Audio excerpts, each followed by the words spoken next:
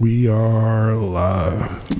And we're back after a brief small hiatus. There's a lot of... You guys missed us, I know. About 14 days, 14 days without us. Was it that long? Yeah. It's been too long.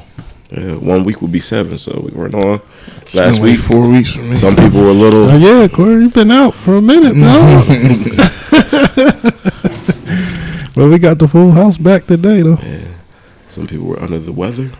Yeah. Some people were busy. The weather been going all types of crazy. It go cold, warm, windy, not windy, sunny. We reassembled like Voltron, so... It's like we've gone from male menopause. But okay. Yeah, that was out of nowhere. Start us with the introduction. It's episode 18. 18. We're finally legal. Barely legal. Hey. To my left, we have Tri-State Tip, Tavon. Nah, hold on, I messed that up. Tavon, Tri-State Tip, and We'll start over. he got a little ring rust. It's been a week. I thought you had Mad Dog already. Not yet. You already know me. Fusion's almost complete. I'm gonna save that. We gonna make that a skit. Don't ever let me forget that. We gotta make that a skit. Yo, I sent y'all the group chat thing where I had Tavon like Frank the Tank. Just give me one word. Nah, that fusion with light and dark. That shit got me, man. We gotta make that a skit.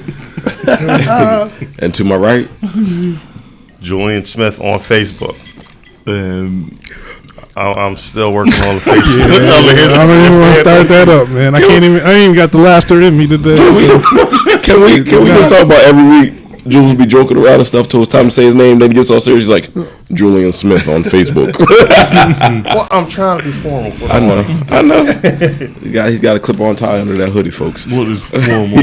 Yeah, I go from Clark Kent to Damage it. damage.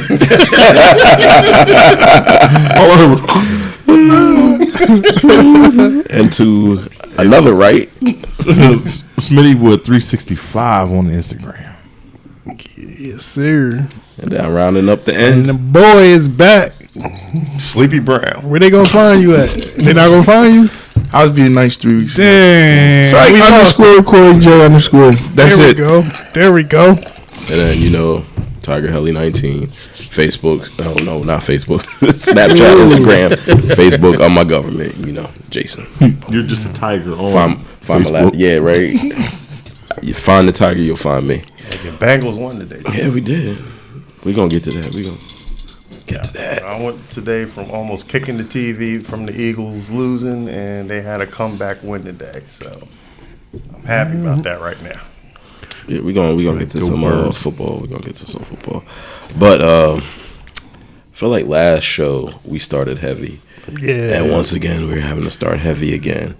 So last week we weren't here, but in the meantime we lost icon in the comic world.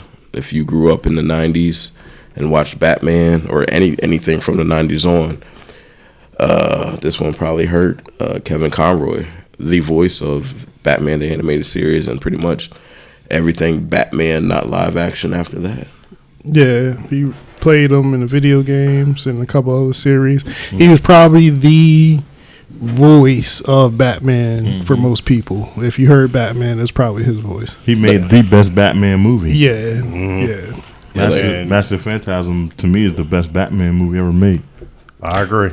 I would say it's a close one. I believe they even put him in the was it Legends of Tomorrow or was it Flash? Yeah, he was in Legends of Tomorrow. He played Batman in one of the alternate reality. The Infinity Crisis thing? Yeah. So I'm glad they actually gave him a chance to be a live action version, but he was an older Batman. But yeah. Quick story real quick on how he got Batman. For those that don't know, y'all know Kevin Conroy was a gay actor back in the day. Had no idea. Yeah, he was. And back in the day, he couldn't get lead man parts because at that time, it was not accepted. He was openly gay. Yeah, he was openly gay. And he couldn't find work at all He was just like subjected to supporting casting. The guy was a classically trained Juilliard theater guy, and everybody was saying like he should be more than what he was. But since he couldn't get no leading roles, he started doing voice acting. And he went in on the Batman. He basically said that playing that character or voicing that character saved his life because it gave him some more inspiration for him to really start doing the work and everything. And it's a major loss, though, because when I see Batman on a cartoon, the first assumption that I see of that incarnation character is him. Right. I mean, you're gonna have some other guys that do some voices. To me, he made him noble, but he also made him like piercingly fierce at the same time. So it's a devastating loss, though. And figure he's held that character since 1992, I believe, and he was still voicing them to this day on like some side projects. His last voice appearance on Batman was I guess a video game that came out. Yeah, he was doing the voices on the video game. Yeah, it was a video game, and he just did one for I guess it was a DC game that came out. It was like a little Smash game or like something like the Smash Brothers type thing. Yeah, I do know that. Yep. That was I'm gonna mix up the name, but yeah, they did come out with a little Smash Brothers type game. And he actually convinced Mark Harmon to come out of retirement to do the Killing Joke animated movie. Okay. Of the Joker. Yeah. Even though the movie it's questionable, but it's just the fact that he's hearing Hamill and him one last time on screen was kind of like poetic. So definitely a major loss, and thoughts and prayers to his family and friends and his fans. Yeah. But that was not the only loss we've had. It's actually been a heavy couple of weeks. Right. Yeah. Me, maybe everybody else isn't as familiar, but who was the one that used to smash the watermelons?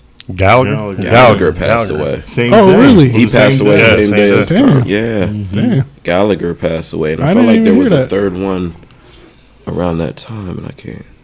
It's been a lot. I just remember Gallagher and Conroy. I didn't even hear Gallagher. Yeah, Gallagher passed away. I think it was the same day. Yeah, same day. Damn. I just think Kevin Conroy just kind of like overshadowed him just because of the magnitude of who he was. And I like Gallagher. He's entertaining. I was a kid watching. I mean, you brought me in with the smashing watermelons, and I stayed for the rest of the show. I just think like, man, look, he out here influencing people to do this, and who's gonna clean up? Hey, he's creating more jobs. So thoughts and prayers, positive energy to Gallagher's family, friends, and fans as well. Yes, sir. And we're gonna go with the big one. The news from today. Morning. From today? Yeah. The heavy one? I mean, they're all heavy. Yeah. They're all heavy. They're all heavy. And I don't want to rank it.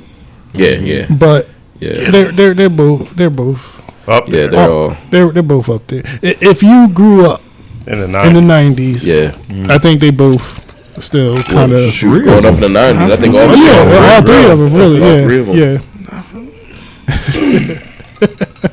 But and then, you know what? Even before I get into it, I always feel like it's always right before the holidays come. Well, no, you was talking last week or 2 weeks ago that about the Mars being. Is Mars still in? What were you saying? Mars was in retrograde. Is it still in retrograde? I don't know. Right. Whatever it's doing. It's been weird. It's been a weird couple weeks. It's been a weird couple weeks. It's been a heavy couple weeks. But I always feel like a lot of the like a lot of celebrities and just sad stuff always hits like right before the holidays. I'm like, damn, like Thanksgiving's next week, you know. But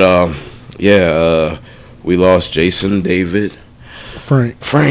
Yeah. I always said he got three first names. I always thought it was crazy when you had two first names. 'Cause I played football with a couple dudes that had two first names. I was like, this man got 3 first names, and better known to the world probably as the Green Ranger Tommy from Oliver. the original Mighty Morphin Power Rangers series, kid series, and adults loved it too. So yeah, still love it.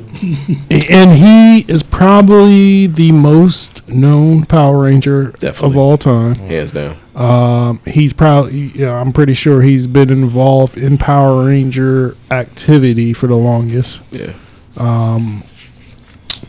Yeah. So from apparent suicide. Yeah. I don't know what he was going through personally. I heard possibly a messy divorce related to. Okay. Possibly. I just heard that. I don't know for sure. Yeah, because he did split. Yeah. Okay. And or was white rather.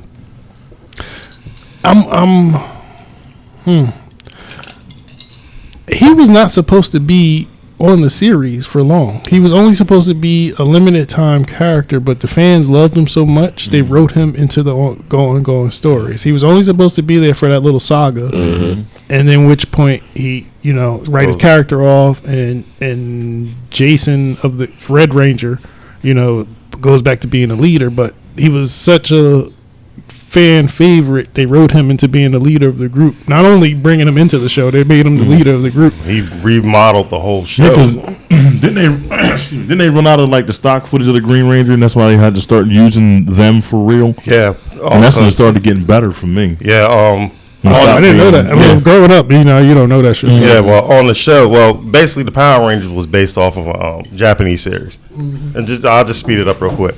Oops, sorry. He's our special guest for tonight. But get him to zoom in before we go. Yeah. Show me your shirt, B. Yeah, we wrapping the Dragon Zord tonight. But the show was based off of a Japanese series, and the original character, the Green Ranger character on the show, died.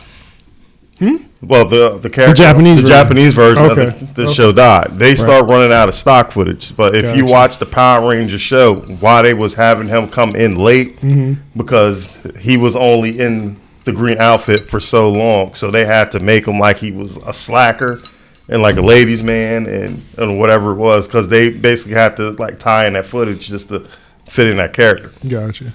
But what I think was so cool about him was and I was just telling Brian this earlier, he made it cool as an adult in his 40s to really embrace that side of us that still wants to be kids.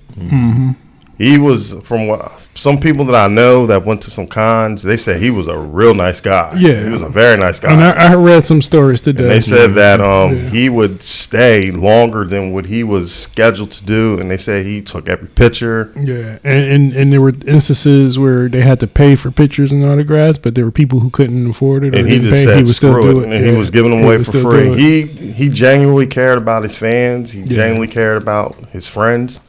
It's a horrible loss, especially for us who grew up watching him. Yeah. So I was personally a Red Ranger fan. I was a Jason fan, not Tommy. I was a Jason Red Ranger fan. And I do not want to. So you like Cyclops? No. Basically, no. Police. Damn. And I don't want to tarnish his name at all, but I feel like it needs to be said. What's this? They bullied the shit out of the Blue Ranger. When they were originally filming that series. Yeah, I heard some stories. And there's video. There's video online you can watch where people were recording what happened off camera. They was getting into the Blue Ranger because I guess he really is gay. Yeah, Bryan Cranston Yost. Apparently got into some stuff with him. And you know who led that shit? The Green Ranger? He was going hard on him. But then when you see them together, he's like... bad. And this is where, who you were don't define who you are, right? Yeah. And I think he definitely changed his life around. He's not that person anymore. And a lot of it is growing up because, when you're younger, you think everything's funny. Dumb shit. Yeah, but they gave the Blue Ranger hell to the point where the Blue Ranger came out years later and was having an interview. He was talking about, how he was going through shit mentally and he was contemplating suicide and all the other stuff. But I was looking at him different for a long time. But again, who you are doesn't define who you were doesn't have to necessarily define who you are at this moment in point. And I think he definitely was a better person later in life. Because he was the one who was like spearheading getting all of them back together. Yeah, and you know, bringing them all to those conventions and stuff like that. It was all on his shoulders. Even when he was like for real had heat with the guy that played Jason, he still would be making sure that he came to get his check and do all. And I'm pretty sure the original 5 wasn't really feeling him because they were like, you weren't a part of our deal, bro. And he was legit. I think they most of, except for the black dude and Kimberly, I think Jason might have actually been a martial artist too, and I think he Trini might have been. R.I.P. Yeah, too. But yeah, she passed away years ago. She was a drunk driver hit her, I believe. Nah, she died in the car. No, she died in the car accident. Car accident. No, it wasn't a drunk driver. I thought it was. No, I'm sure. The story of Trini's passing. She was a bridesmaid. She was a bridesmaid in her friend and a fellow actor's wedding, and the bridesmaid, the girl was driving, or another bridesmaid was driving, but they were getting ready for wedding stuff, and she actually, the one hit some gravel or something in California roads, hit something about a rock face, hit a guardrail, the car flipped, and I think she was ejected. I think one other girl, it was another person. Their car was paralyzed, I believe. Yeah. Here we go. I thought it was a drunk driver. Then. No. I mean, still a super sad situation. Right. You going from it don't matter wedding situations to funerals. It's just sad. But back to. So yeah, I mean, still it's a loss. Yeah, and you never know what people are going through. And it's okay to say things aren't fine and to seek help. So. Yeah, that's the most important thing is trying to seek help. Or if somebody man, really confide in them and tell them what's going on. Yeah. We're only saying this because we've kind of dealt with this. Oh, yeah. I mean, I think everybody is. I mean, it is, but yeah. I mean, we want to get into it. We can do a whole episode on it, but we're well versed in this, and we implore people, if you are really need the attention, just seek help or talk to somebody. I mean, seriously, nobody's alone in the world. I mean, really, really reach out if you really need that help. And just like outside of the Power Ranger stuff, he was doing like a lot of. Did the mixed martial arts. Mm-hmm. He was undefeated. What was he? 3-0 amateur. I think he was 3-0. 3-0 amateur. 5 times. I think professional. He was 1 or 2-0. He's 3-0. Maybe that's what I'm counting. That he did as amateur and then went pro. Yeah, because I know he's got at least 4-0, and then he was doing his own thing, and he was doing that stuff with that church that he worked with, and also batting the sun. Yeah, that's what had me back into watching that stuff, because the stuff that he was doing, I'm like, wow, he still can fight like that. I'm batting the sun joints he was doing when he was playing them. They were some of the most highly viewed shows, and I guarantee you they the most highest viewed ones now. I watched White Ranger versus Scorpion earlier today, and then he did the Green Ranger versus Ryu. Right? Yep, that was real good. That was a good one. That one, the movie that he was making, Legend of the White Dragon. I think it's done. I think it's done. I remember that from like a year or so ago. It might have been longer than that. Maybe like 4 years ago. They've been trying to do that. But it was. I think it is because it was crowdfunded. I think it was a crowdfunded film, so you getting what it is. So. All those movies that he was doing with Batman the Sun, they're all going to get funded now. Everyone's going to kick in now, just so people can see them. Well, so to bring that to a close, I guess. So let's thoughts and prayers, positive energy. Before we round out, favorite Green Ranger moment when he lost. Nah. You know what? I'm never gonna forget is when him and Jason was going at it 1-on-1. That was a good fight. Those were some good fights. When they were morphed, or when they were the rest of the team either got beat or something, but they were morphed. And then didn't Jason at one point had a green vest on? He had the. You know what was funny though? I always just was wondering because he always had the helmet on. How the hell was he playing a flute? Because I think I seen the meme one time say. But he did have the best. Sorry, go ahead. He said he's playing a flute that sounds like a synthesizer with a helmet on it. Yeah. You can't top that. He did have the best accessory weapon because he had the most iconic. I probably what's his name's axe? I liked his axe. Yeah, the axe. Black Ranger. The axe was official too. Though. It was cool looking. It was cool looking. Yeah, that was cool looking. But the dagger and the white Saba tiger, whatever the thing. White Ranger. Yeah. Those were the two most hardest weapons. Yeah. Quick question though: didn't the axe also double as a gun? Yeah, I think so. So they gonna give the only black character his weapon turns into a gun. We see you, Saban. We see you. But also, Mar looking at it like this. Also, he had the dopest Zord though. Like everybody else, had to make the Megazord to make it that big. Yeah, his was already. The Dragon Zord was already. I always liked it because it remind me of Mecha Godzilla. Yeah. Always fire. Oh, then he jumped into back flipped up to the Megazord and beat their ass inside. It's the reaction when he opens the door. Yo, he served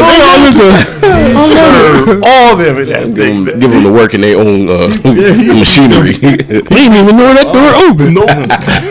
Tommy found the way open. Right. I just always assumed they just jumped in from the top. The top was open the whole time. Yeah, that was different. He was whooping their ass different. He whooped their ass that whole episode. Yeah, he whooped their ass. Jason got one lucky shot. That did it, man. That's all he needed. He still kick his ass though.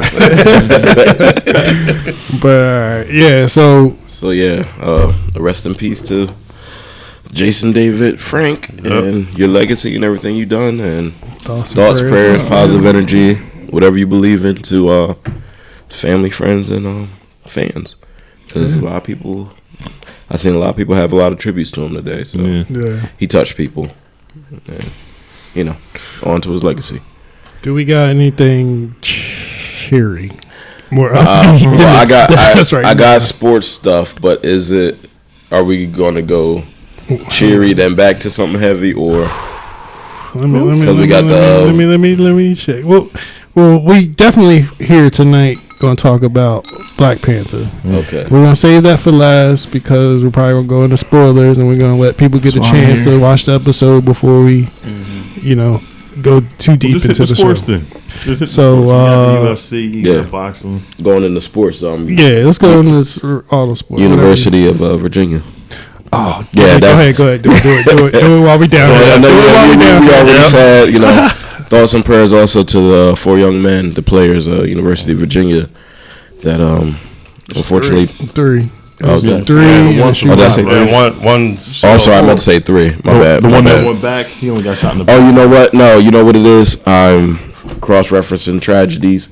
It was also the University of Utah 4 students were killed on. They were off-campus housing. That whole story is a whole. I've been reading about it. That's a whole different. That's a lot of stuff to unpack about that because it ain't jiving right with the situation. But back to the 3 football players, young men that lost their lives. University of Virginia. Did they just come back from a game or came back from something?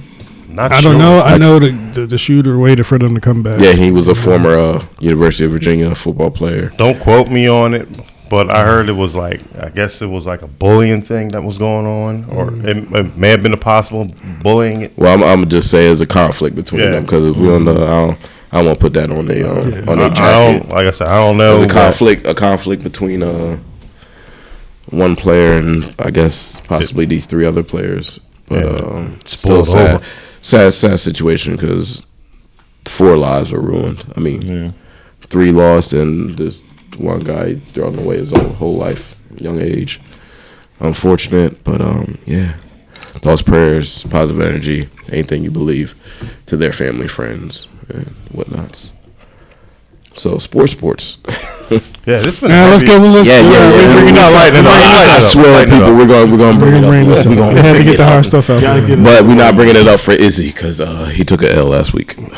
So UFC. How you say his name? I don't know how to say it. That's why I just called him Israel Adesanya. I watched the fight. We're talking about UFC. I don't know the number, but pay-per-view. What is it? 283. Championship fight between Israel Adesanya and Alex Pierre. There we go. It looks like Izzy was winning most of that fight. Am I right? Yeah, he was. He was up. It was almost the first round, but he got saved by the bell. Okay. Then the fourth round, all hell broke loose, and then his corner basically said you got to knock him out. And Yeah, I saw the clip of him getting caught. the stoppage may or may not have been justified, but he was going down. It was. I felt it might have been a little too quick, but he also wasn't in his right senses at the same time. But you got to give him. You got to give the champion. But I said he a champ. You got to let him lose it. Yeah, don't take it from him. Yeah. All it did was remind me of Usman. That's exactly how Usman lost. That's how Usman won. Was winning the whole fight, and then you lose it. And got caught. I started thinking like, damn, these Africans losing right now. What the fuck going on? And they do it almost in a similar fashion. Don't worry, the guy you nice. I gotta feel it. I gotta feel it. Who does he got next? John Jones. He come back. Yeah, he gonna go with John Jones. So yeah, I think he know how that goes. All y'all that thought the African Mafia. Is it gonna be a high John Jones? They were just together. I saw John Jones getting in shape. He was real out of shape. First of all, you're not even fighting a high John Jones no more. You're gonna be fighting a regular. Just imagine him without being on that stuff. That's scary. That's scary. He was dropping people high. That might have been better for him. We'll see. Right. The worst person Jones beat up to me was Shogun. Yeah, I felt bad I'm a for cheater though. Remember when you just had him? But that's just because he caught him with the lock. He caught him with the lock. Well, that was heel. That was heel Machida. He caught Machida with the lock. But he beat him at his own game though. Yeah, but it wasn't like that. And he beat Cormier at his own game. When he walked him and just dropped him. That was embarrassing. But the way how he did Shogun, that spinning elbow. Oh yeah, you're right. It you see his whole body drop almost. Oh, but that was nasty. John Jones. His only opponent that can beat is dope and alcohol, but and hitting run cars. Yeah, hitting pregnant women. That's my boy. Let's be real with it. but wait, y'all gotta talk about another UFC fighter that laid the pasture. Which one? No. I'm not. I refuse. I like it. Brian, that's twice you had to suffer that. Jersey Iceman in that one. Nope. Jersey's on. I ain't going there. Time Rivers, bitch. I love Iceman, but his is way worse than Frank Yager. Yeah, Iceman was getting knocked out by wind. Jersey's on Frankie Yager. Caught the Tom's River Finest. My guy Chuck Liddell was getting tapped like we testing to see if these microphones is on, and he was getting pieced up. I was like, oh man. Who else was on that fight card? Chandler and Poirier. Oh yeah, that was a good fight. Yeah, that was a good fight. They went at it. The old girl Esparza when she fought Zhang, I felt bad for her. She wanted no part of that fight. Nope. Mm-hmm. She tried to get out of that thing. When they rang the bell, she didn't even try to go after her. I mean, it was like a deer in the headlights. I mean, once she hit her, she did not know what to do, man. I mean, it went the way that I was expecting it to go. So I'm guessing it's going to be her and what? The money fight now is going to be her and Rose Shevchenko. Yeah. Oh. Is she bigger than her, though, right? She may have to go up there. Shevchenko bigger, ain't she? They're the super fight catchweight. Yeah, Frankie's my second favorite fighter. When was the last time she fought? Who? Valentina Shevchenko. She done ran through everybody. Yeah. They basically made a division for her because she couldn't beat Amanda Nunes. Oh, she beat Amanda. I think. Well, the second fight is a little decisive. Yeah, I think the second fight she got her. The first fight, I mean, that was still a toss up. Yeah, the first fight she was still tattooing her. Mm-hmm. She just wasn't dropping. This is why sometimes I have to say, just knock your opponent out, so you won't have to worry about these judges. Man. Leave no doubt. Put them on their ass. That's just me. Now I feel bad for Edwards. Well, Leon Edwards. Yeah, Leon Edwards. One word because I think he know he got. He know in trouble. Oh, he definitely got lucky. He know they got to do that rematch. He gonna get. They doing it on Wells too. Mm-hmm. Yeah. They're supposed to have a Covington fight. Big money fight. Covington still fighting? Yeah. Well, Danny got to get him out. He got one more fight under his deal. Whoever the hell the consolation prize is supposed to be Chandler. Yeah. Who's gonna fight? Kazmat. And that guy is a killer. That's if you make weight. Yeah. He should be fighting 205 though, but that's another argument. Because he's weighing in. He's 185, but he came in. He came into his last fight. He was like 86, 87, I think. He came in bigger than what he was. He didn't even attempt to do it. So by the time he hydrated, he came into that thing. He was like 205 pounds, maybe more than that. It's a dope jacket, yeah. So he's tripping. It is what it is. I mean, it makes an interesting narrative. You know what? Maybe he thought Nick Diaz wasn't going to come through with the fight, and that's why he was probably laxing his weight cutting. Well, Nick came to fight. Nick was under. That's what I'm saying. But maybe he thought that Nick Diaz was going back out of the fight. Yeah. If anything, this made Nick Diaz look like the Saint because he got the easy win, and now they're going to probably beg him to come back to fight him. So they're already doing it. So he's basically got the ball in his court right now. So they should sign him and his brother back. Because when Nick Diaz laid down, when the last time Nick Diaz fought? He fought Anderson Silva, right? No, did he fight recently? I think he fought Anderson Silva was the last one. Nick Diaz. Yeah, because I think he got busted for the weed and got suspended. It was like his third violation or second violation. Hold on, let me see. Because I think Cap right, he did fight again. I think he lost though. Hold on. He fought Usman? No, he fought somebody. Nick fought somebody. I think he lost. I don't remember Nick Diaz fighting Anderson Silva. I don't remember nobody. Yeah, I'm talking. That was Robbie Lawler. That's who he fought. That's what he beat Lawler. Yeah. Okay. Robbie Lawler's my boy too. Oh yeah, he was hardcore. Ooh, I knew it was somebody. One of my favorite fights was that McDonald and McDonald. Yeah, that's top 5. Did Condit fight Lawler?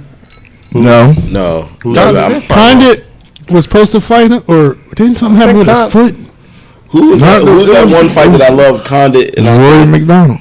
Roy McDonald and Lawler got like a top 5 fight. They fought the 5 rounds banging, and they was throwing, and the lips was cut up and everything. Yeah, that was a bloodbath. That was one of the best fights. Yeah, shattered his face, man. I was like, damn. What else we got in sports? We got some boxing. Yeah, we can talk about Terrence Crawford running from Spence. Like I told that did happen, but that ain't never gonna happen. All right, we just gonna but the fight I've been telling you I've been waiting for is actually gonna happen. That's what's gonna happen. And that's what we should talk about. Go ahead. Ryan Garcia. So it got announced. Ryan Garcia, Tank Davis. They got a date. April 15th. Oh, that's what it is? Yeah. April 15th. That's a good week. And MGM. That's the only boxing fight I'm gonna go and watch. That's a good fight. That's a good fight. Who y'all got? Garcia. I think Garcia by a close decision. And then it killed me because he did it at catchweight, so you know he's too big for you at 140. But he's too big for him, period. But the thing is, I think Tank's the harder puncher, though. I mean, if Tank hit him, he got too much speed for Tank. If Tank catch him, then he gonna hit the ground because you know Ryan Davis he's got a funny chin. I'm just saying. I mean, he'll get up and give you the work though, but Tank is a power hitter. So Jules, you watch boxing, right? Yeah. You seen Tank's past few fights? Yeah, he looked. Them tall cats gave him a problem. Yeah. The Barrios kid should have beat him. Yeah, but he knocked him out. Punched himself out. That's why I'm kind of like Pitbull I'm picking Ryan to win it. Yeah. But if Tank catch him and he hit him hard, it's gonna be a long ass night. But I'm glad that Ryan Davis did say what he did say though. He said, "Look, he basically bullied him into that fight." Good, and I like it. I love that. I'm glad they did that. At some point. We have to start differentiating these guys, right? Yeah. And they can't keep circling around each other for years. They have to put the pecking order, and it's going to suck because somebody person going to be lower than another one going forward. Yep. But at some point, if you want to be in the top, history, you have to differentiate yourself from the rest. And it's like 4, 5, 6 guys that just been ducking and. Crawford. Now I'm kind of with you. I was trying to give Terrence Crawford the benefit of the doubt. I literally was, and me and Cap we have talked in nauseam about this. And it was to the point where I was ready to choke him because I was just based because I'm a Bud Crawford fan. Yeah. But it's to me, it's bad because these are two of the baddest guys right now, and this is a fight that should be happening. But now it should have happened longer than that. Jason getting that's an alarm I had set yesterday. Sorry. I thought it was something else. But. Go ahead, finish your thought. I'll say he's not here. Omaha. Omaha. I missed that one. We'll explain it later on. We'll explain. But I mean, this is a Tank and not sorry. What the hell's his name? Bud Crawford and Spence should be fighting. Who are now? Now it's to the point where who cares who fights now? At least we're getting one out of the two. Oh no! But now March is Bob Arum trying to do Lomachenko and Haney. Finally, yeah, they're gonna do it. He said he wants to put it on TV, not on pay-per-view. Smart. Yeah, that's smart. That's a smart. So those are two fights we got, and then somebody else was talking about fighting. I thought some heavyweights was fighting. Yeah, Wilder's supposed to fight Ruiz. Oh yeah. Well, it got orders. I thought it was Wilder. I thought it was the British. No. Joshua finna get handed the belt because what's his name? He's ready to stop. I think he's ready to give one up. Yeah, because he's waiting on Fury. That's the only fight he said he's gonna do. Usyk. And then the heavyweight division's all kind of screwed. Yeah, right super now. Screwed. And then the dude that Canelo want to fight don't want to fight him. He said, "I beat you already." Yeah. Basically told him, like, I don't got. It's not a fight I want to do anymore. I would be like, excuse me, do you know how much money Canelo generates? I'd be like, let's do this, and we got a backstory, but we can tell. You're crazy. That's the problem. These boxers, you're crazy. This is where you gotta give Dana White some kind of credit to a degree. Yeah, he's the gatekeeper. He getting me some bitches that keep saying that they ain't gonna fight. To fight, whether they want to fight or not. There is one fight that he was not able to book. Yeah. Well, one was GSP and Anderson Silva. Oh, okay, yeah. And we can say that argument for a whole other day, man. And also Ronda Rousey versus Cyborg, but we already know how that was going to end. Yeah, that's true. We know how that was going to end. You can't make them all, but yes, Cyborg would have beat her ass, man. that was jacked up Cyborg too. I don't care what nobody say. She was on that stuff. She probably still is. Looking like Tong Po. That's a big girl. That's what I'm saying, man. She had a scary face too. I be looking at the Instagrams otherwise. Yeah. I'm with you on that. So that's she off of it now. She off of it now. She can look rough when she fighting, but she cleans up. Yes, I agree. Looking like Nyla Rose's big sister. Oh man. What else do we have? So speaking of wrestling, there was a pay-per-view for AEW. Full Gear. MJF got the title, which I think everybody pretty much long overdue. Yes, it would have been better with him and Punk. Yeah. So it's Punk done. Punk done, right? Yeah, look like. So we saw the return of the Elite. We saw Colt Cabana in the past couple of weeks wrestle. It pretty much is saying, yeah, I picked my side and I'm going with the other crew, right? Is that what we're saying? Much. Yep. I mean, I don't know. I don't know either. Last night, Jay. I really don't know. I don't know. I don't know if the product's the same right now. I feel like the product is different right now. To be honest, I've been turned off. I hate him. A lot of people don't like him, but he brings people to their TV. Who's this? Oh man, without them, yeah. This shit was like, to me, it's done without him. Like I stopped watching once he left. 2 months ago, 3 months ago, right before that whole thing went down at that pay-per-view. They was on a high. Oh, we had Omega, Osprey. We had we did that again at Wrestle Kingdom. We had MJF, CM Punk. He just challenged him. The MJF, CM Punk shit was all-time high, and things were hitting the stride, and I had really great hope. I'm like, yo, this shit all right now. Ever since that day, ever since that pay-per-view. Until Mouse got the title the third time. Came out was like, man, I'm done. I remember you told me at the bar, he was like, yeah, I'm done, bro. I ain't watching it no more. Yo, I just don't, it's not the same no more. I felt they had a stride going, and they was about to get to a new level, but After that pay-per-view, that thing has been. If you really look at it, ain't that good. If you really look at it, their egos cost them a lot of money right now.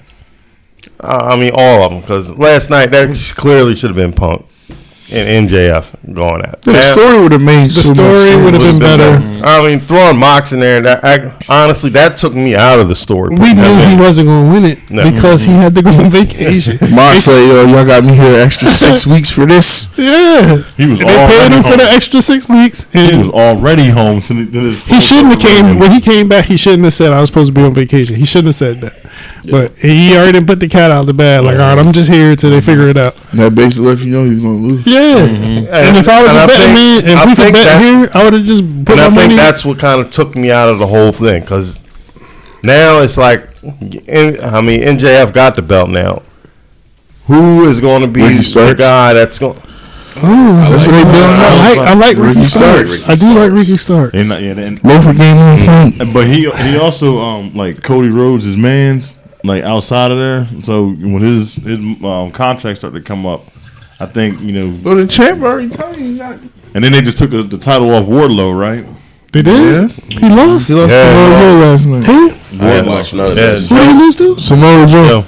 Joe double champ, but Joe didn't get. But Wardlow didn't. I didn't know they was going against each other. He didn't get pinned. It was a triple threat, wasn't it? Yeah, Hobbs. Of course, the black man took the pin on his back. I'm sorry. What was Samoa Joe? Samoa. It's my Dr. Umar face on that. So they said both Samoas that named Joe. I think the best match got double belts. Was it? The best match that I seen was between Hayter and.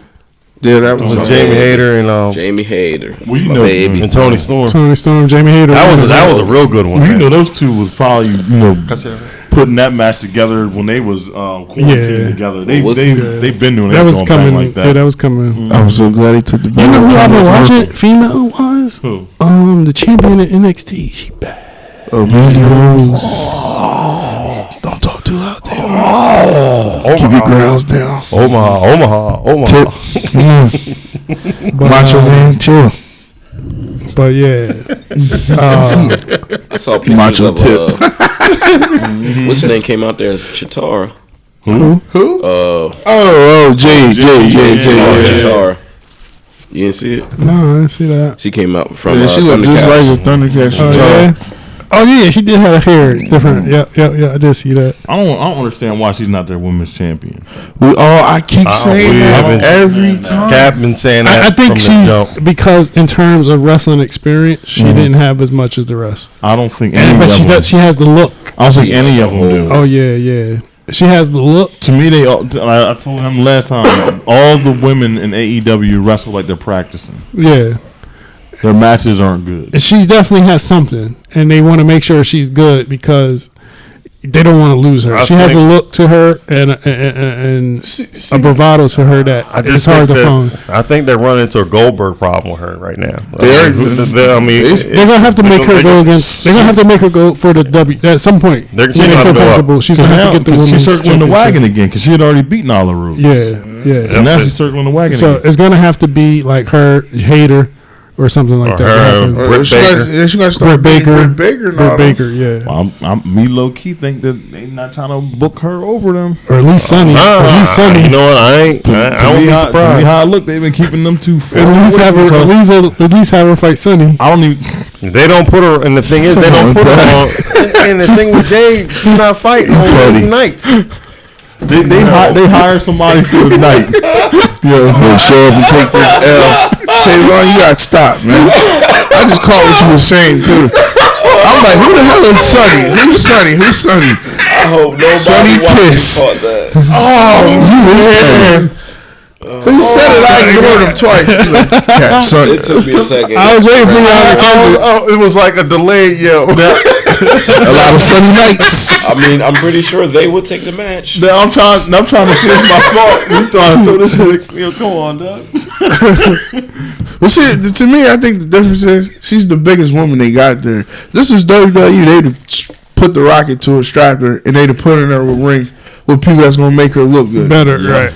They don't have nobody over there to do that. Right. They wouldn't hired Mandy or not Mandy Rose, Madison Rain, and she's not. And she's she's she wasn't even a good wrestler herself. She's okay. I like her. I kind of like her. I think they got her there to give instructions in the ring. Say, the only time I liked her was the entrance for Beautiful People. That was it. Oh yeah, Beautiful People. Ooh. And what was it? I'm surprised they don't hire Marty Bell from Dollhouse. Remember? I like the Dollhouse. Yeah, that's me and Jason Group right there. She NWA though.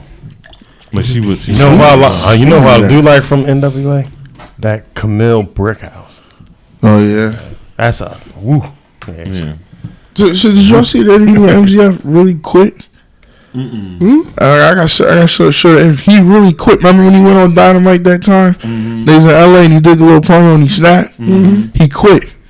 He went home for 3 months. I know he went home. He was talking about. I think he said, "No, I legit quit. It wasn't work." Brian think it was staged. I do. I feel like it's real. I think there's real energy behind it. Yeah, he said he quit. I think it was like some sincere moments in there he was trying to make. But at the end of the day, has CM Punk not did the pipe bomb, I would have believed it. Okay. Because CM Punk said the same thing. I was out the door. I signed my contract the night of Money in the Bank. But you already got tons of T-shirts made up. I know. You wearing one. The audience has got a whole bunch of them. I don't think they do that if they don't think you're going to stay. I don't think they do that. Jersey let him have it last night during that trios match. Yeah. I was like, damn. There was some chance. Punk, there was some CM Punk. I mean, immediately during that's the fickleness of fans. Yeah, that's the fickleness. I think wrestling fans are the worst, though, man. Yeah. I think I love wrestling, but I think the fan base is so stupid and moronic at times. Yeah.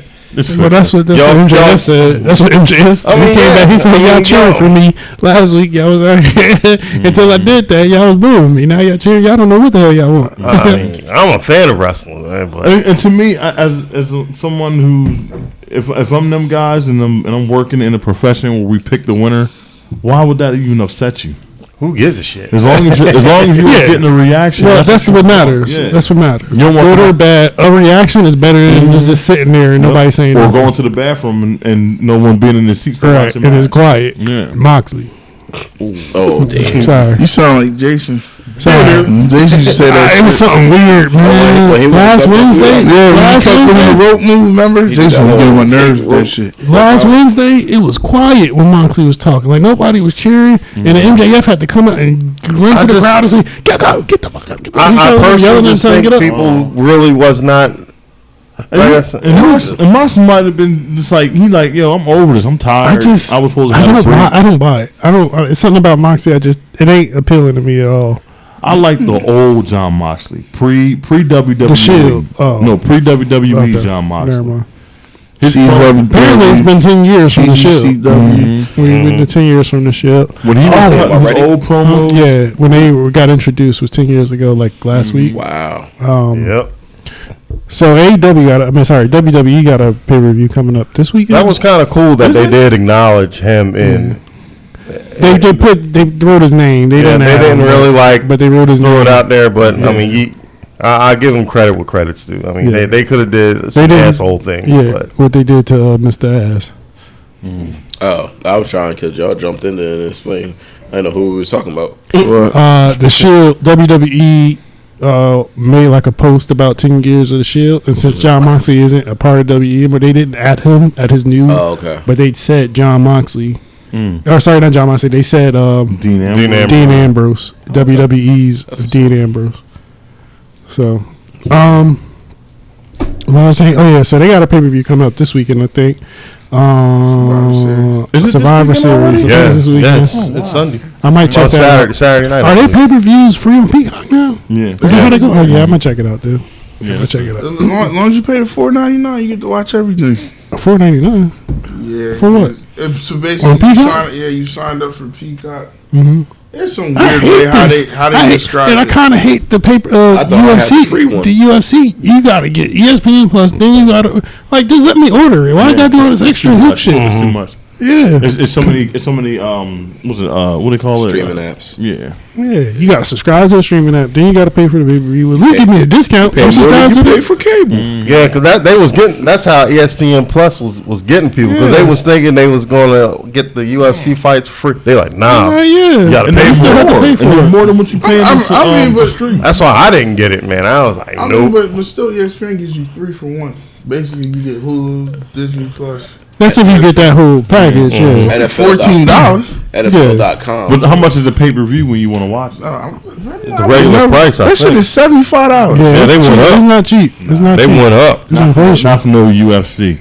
Not because they don't got the Brock Lesnar's, the GSPs. They don't got them guys no more. I found a spot where we can watch these fights. I'll tell y'all off air. What we got next? It's free. It's not an illegal streaming site. It's a legit place. Are we? So Actually, we at 50. So let's get it quick. Whatever else we got left. you talk about Tavon, did you listen to Drake's album? This is waste 10 minutes for something. No, we ain't gotta waste it because we still got to go in about Black Panther. So whatever else we gotta talk about, let's get cool. real quick. I did listen to Drake's album. I don't want to say it's Drake and 21 Savage. It's 66% Drake. It was 20 like. Let's say 21%, 21 Savage. It was 66% Drake, 8% other, and the rest was if that number matches, It was it's a Drake album. You doing Steiner math? I'll do a Steiner math. Got a 33%. I'll say it real quick on my review on it. It was a good album, but he should have had that same energy that he had with Pusha T, like he did with Megan Thee Stallion. Why everybody keep bringing up Pusha T? It's not. And then what's the name came out and said that's not about Megan Thee Stallion. That's where y'all get it wrong. They said it wasn't. They said he was talking about butt shots, not BBLs. Yeah. All right, okay. Whatever. It was still funny though. It applied to both scenarios. And then the shots is really for Kanye. That's the real beef. But middleman don't. He said I did the. It was okay. It was alright. I like this. I like the live. Middleman don't count. That's your boy. I'm still spinning. That's your boy. Yeah, he ain't gonna let that. Yeah, I listened to it for about that week. I'm more of a 21 Savage fan, so I was expecting more 21 Savage. So I didn't really. I listened He to went to this thing though. Yeah, the it one was song cool. that he had, second to last song, I thought was gonna be a Drake timestamp song, and they switched it, and that was 21 song. That was like that's a fire song too. It was good. He's come a long way over the years because when he first came out, I was like, oh man, dude, trash.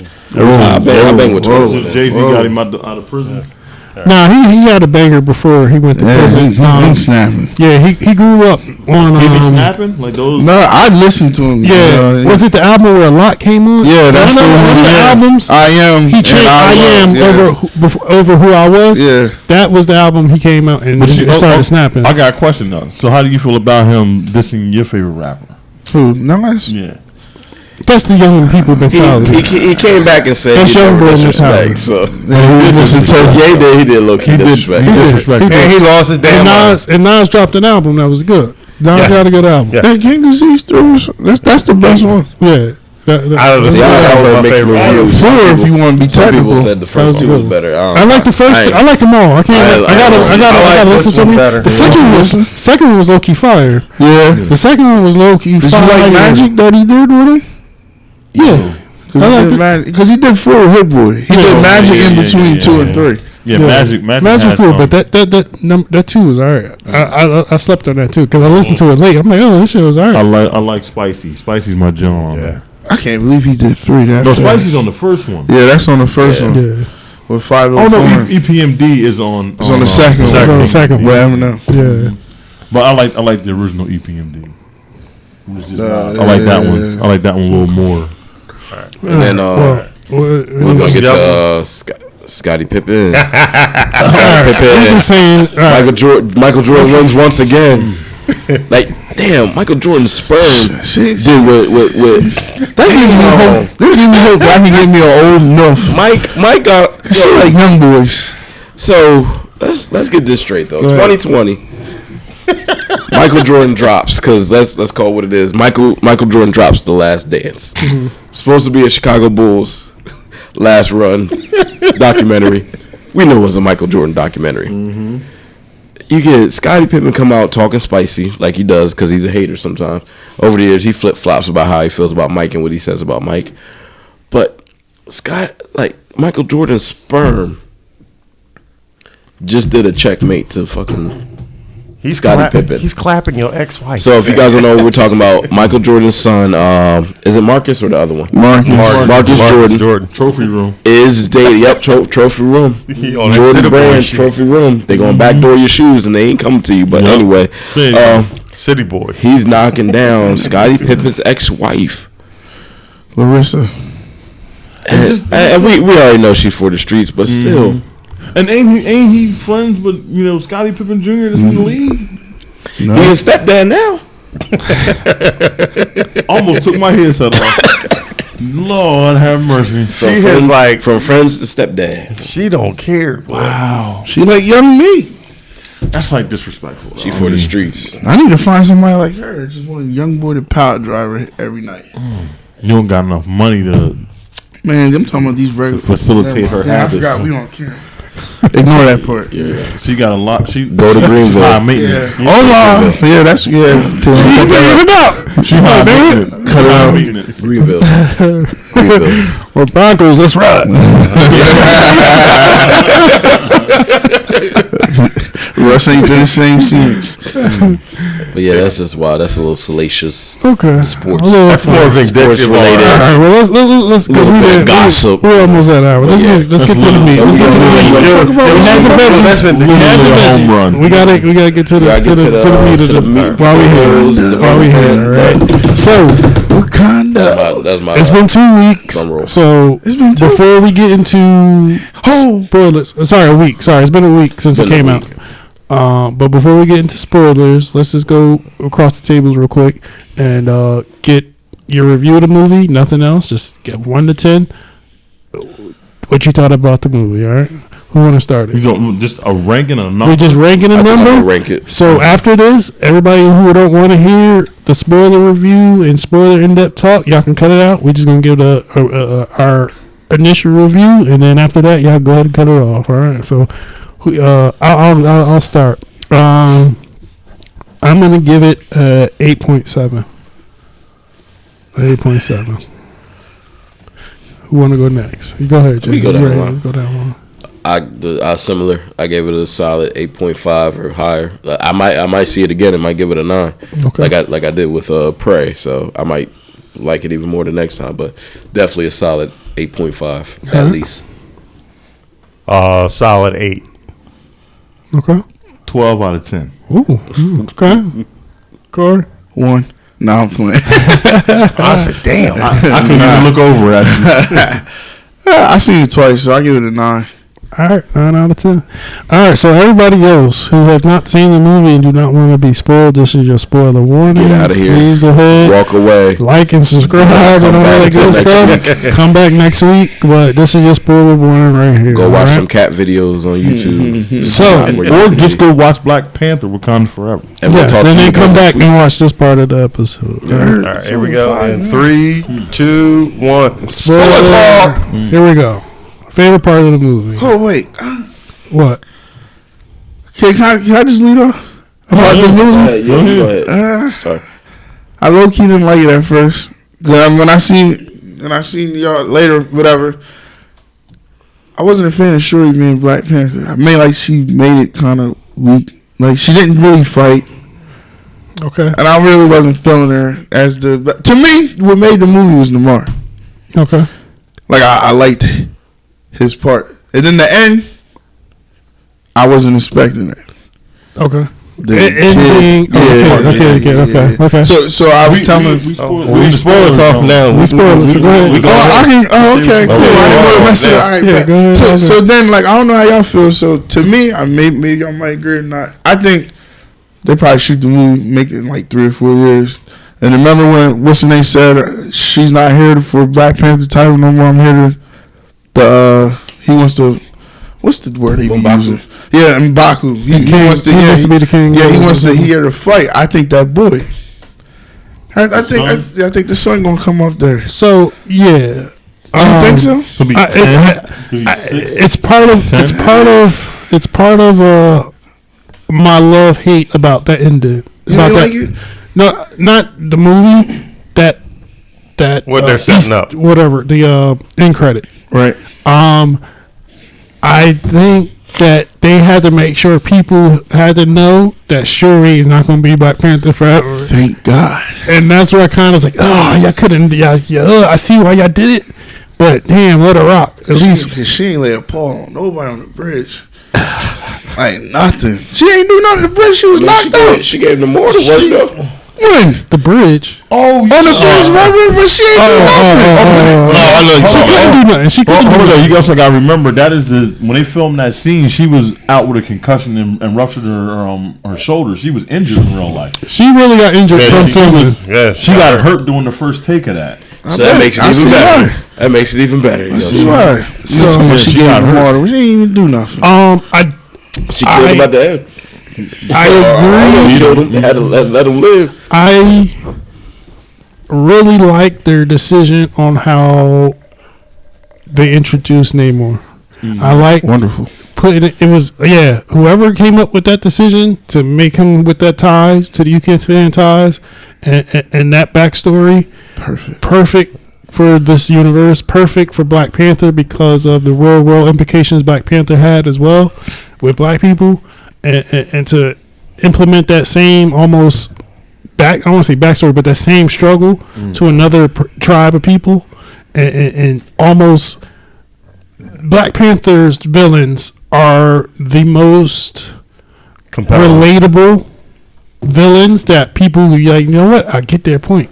I get the point, and I don't hate him for it because I understand why he did that. The other villains, they just like villains to be villains. In the Iron Man movies, they just villains of the week. I'm gonna take over the world. Seriously, it's villains of the week. Me and Brian have had like major conversations offside about this. These two villains that Black Panther had so far are the most compelling and most realistic villains I can see in any movie so far that I've seen. Because their points of view was actually right. According to whoever you believe is right. But it's a compelling argument. Yes. But Namor, Killmonger was right. I'm gonna say, but Namor's justification for his actions really subsided more. That's what I'm with Cap. I think Namor's story drove me more. It was a good story. And he stole the show. I think Angela Bassett stole the show. It was like Brian was saying. You remember the coldest part was when he took her to the city, showed her stuff, and then told her, "I still gotta kill the girl." I don't give a fuck. Basically, he said my name was No Love. I was like, he said it, but the way how he said it with his eyes this big, like he was stressing the point, like I done show you this place, I will still kill that girl. I will still fuck you up. He said, "You can help me or not help me, and I'll fuck you up too." And I was like, "Oh shit!" And then another thing I like, or to me, where they showed on DC at was when you had them. It sounded like they was underwater. Like it wasn't a clear underwater. It was like muffled. Yeah, like say as Brian, my cousin. You can tell Ryan Coogler was passionate about making these movies. Just wanted to throw that out there. It was well thought out. Again, I actually okay with Shuri for this movie. I think she is able to hold off until the young T'Challa grows up. And I think that's the main role she has right now. But what I think what was so great about the story arc for this, especially if you lost someone recently or it just lost that you still feel close to, the way she progressed through grief in the movie, and this is coming from me personally because I lost my father this time last year. And certain parts just like hit you. The anger, why didn't they come for me when she went to the thing? Why didn't they come for me? I believed in them and they didn't come. Like the anger part, the sadness, all the emotions she hit through in this movie. It was some parts I'm like, God damn.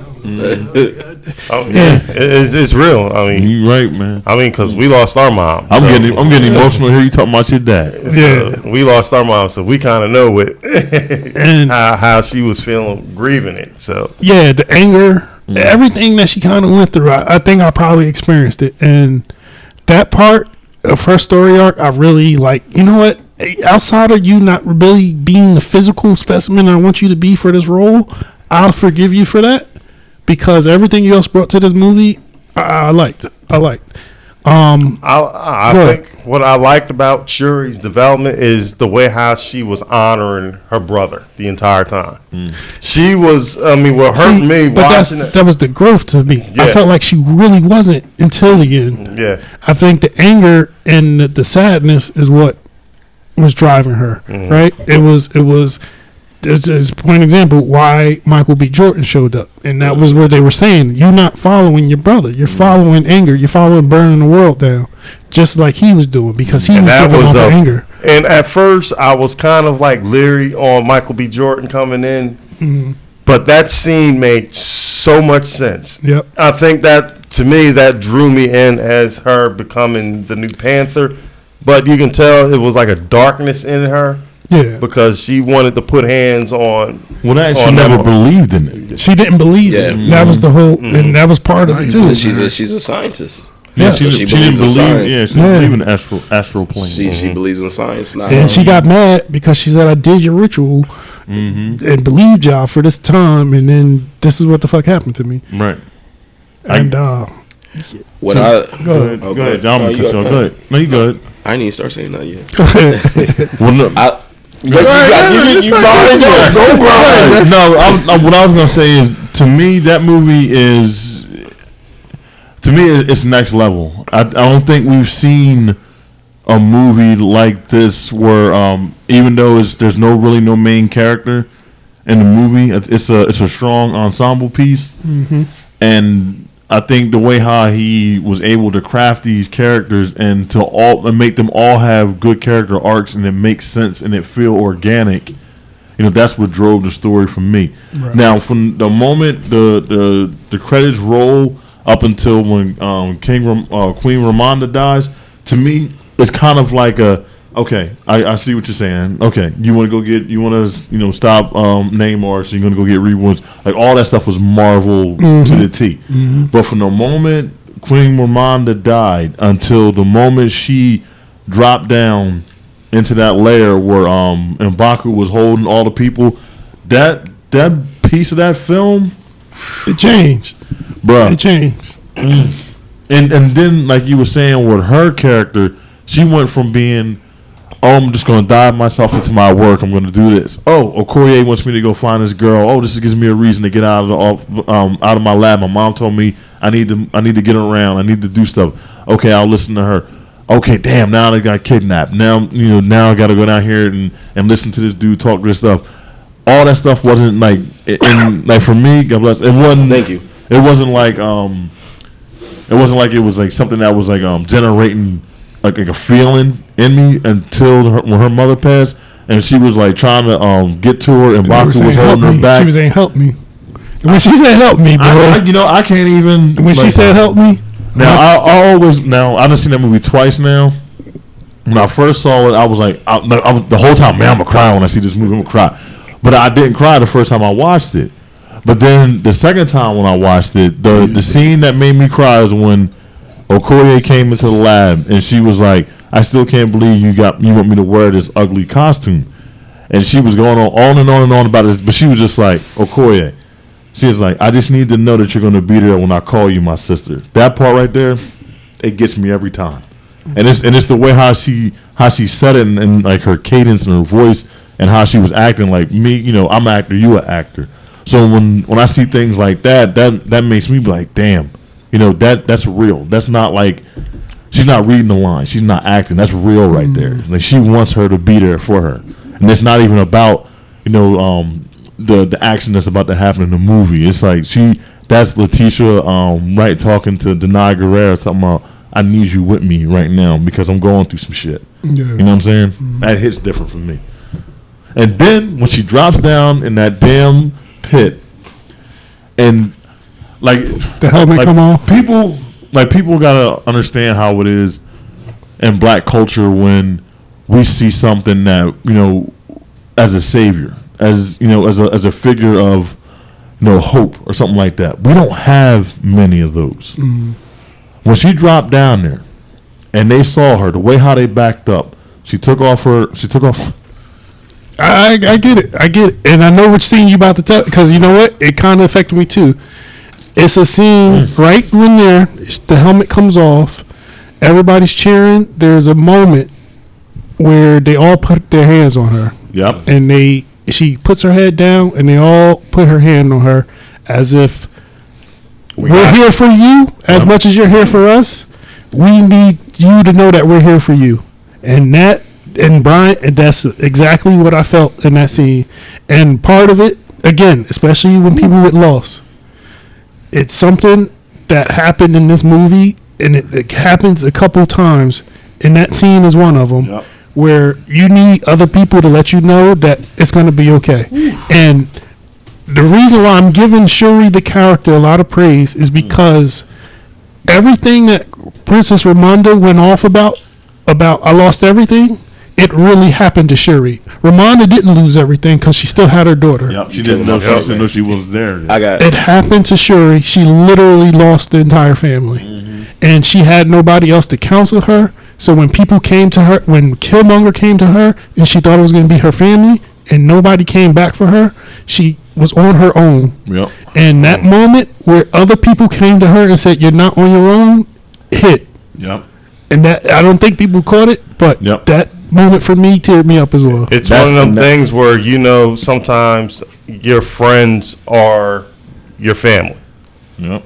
No matter it's one of them cases where I'm not saying that all family is bad or whatever it is. It's like some friends will be there for you more so than your own flesh and blood will be. Well, you know what the phrase is. It's you choose your friends, you don't get to choose your family. So friends are always going to be what you chose versus you just inherit your family. Yep. Not that family's great. Family's great. But then like you hit the nail right on the head, Tavon. That gets me every time. Yep. I felt the same thing. Every time. I felt the same thing. Jason. I'm sorry, I stole a little point from you. No, I think my favorite part, I think it was when Queen Ramonda, and she was going off on when Okoye lost, and then she came back, and then she was trying to explain, you know, what had happened, and then she was just like, I lost everything. She was like, I lost everything. She said, my son's gone. Now my daughter's gone. I've lost my entire family. And it was crazy because when I saw the previews, I knew that was going to be the scene for me. I honestly didn't drop any tears, but there were some parts I could have dropped some tears on. Yeah. But that was the scene that I was like, that's going to be the one that gets me.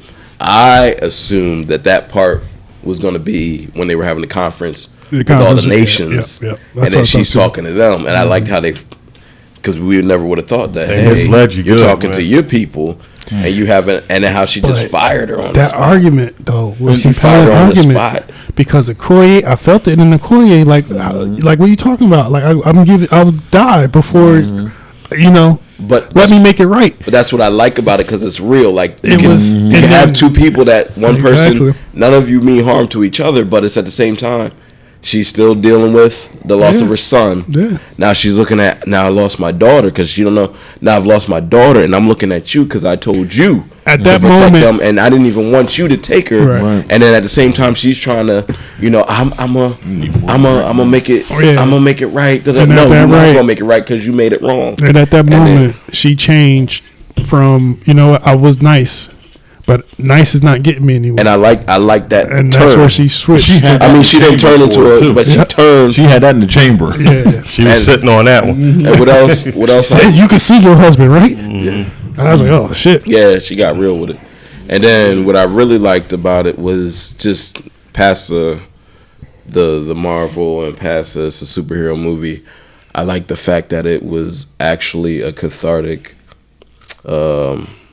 therapeutic process for all of them, because I felt like if Boseman doesn't pass away, and it's unfortunate that he did, I don't know if you get that from the people, because I was like, you're really dealing with grief. It's not I'm just acting like I'm dealing with grief. I'm just acting like I lost a character. I'm just acting like my brother died. I'm just acting like my son died. No, you really lost a friend that played these parts in the movie. So you're actually acting in something that's actually happening, like without saying actually too many times. And then they put real feeling. I was about to say it's real emotion. They put the words in the script. They put that. They put what happened and how they were feeling about that. They put that in. Ryan Coogler and his writing partner. They wrote those words in that script. Like that was him. Detoxing from the whole thing. You know what I'm saying? And he's vicarious, like releasing through the characters that he's writing, and the fact that he wrote it like that. And to me, I think I haven't seen a character, and not just Marvel movies, but like in any movie, I have not seen a character written so well like how he did for Shuri. The show, like how they always say, like a character has to be 3-dimensional, right? And then you can give away all these, analytics about what makes a 3-dimensional character. That girl, she was on a different level acting in that one, and I don't know if we'll ever get another performance like that out of her again, because we already know now that this has happened, and as time goes by, the fact that Chadwick Boseman isn't here anymore, like that pain will start going away. It's still going to hurt, but it's not going to hurt to as much this time next year like I hurt right now for certain people. But I just think that we won't get nothing like that again. Yeah. And I think and if he stepped away or he gets like the Avengers job like he's supposed to get, I think it's going to be a custom MCU movie that people are going to be hyped to see. It's going to make a ton of money. But it's not going to hit this way. It's going to be tailored for the masses. Yeah. This was a personal story. There's never been anything like this. Yeah. I think No Way Home was hitting to this, but No Way Home didn't have no real world ramifications. Like it's a close. I don't want to say it's close, but if I had to go next up, it would be No Way Home. It's definitely that. Yeah. And even when Iron Man snapped his fingers and died. Like that was like okay, but Robert Downey Jr. is okay in real life. Yeah. Like when she was talking about when she was like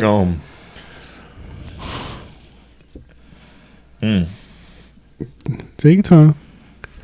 Well, I'm gonna fill in the rest of it because it was that like the aspects of the movie was that just whole cathartic, therapeutic, actual in the moment. Like it was real. It was real. It wasn't. This is just a script. This is just what we're writing. This is just what we're doing for the audience. It's hey, how do we get through this at the same time as making this movie, at the same time making money for Marvel, at the same time pleasing our fans, at the same time comforting the fans that lost a character that they come to know and love, at the same time was exponential other things that you stack on the process of what a movie is, what entertainment is, and you're mixing that with real life situations and doing all that in one vessel at the same time. And then the other thing I liked about the movie a lot was they got right to it.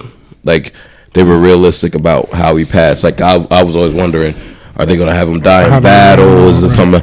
No, they were realistic. They start you in, hey, he has an illness, undisclosed.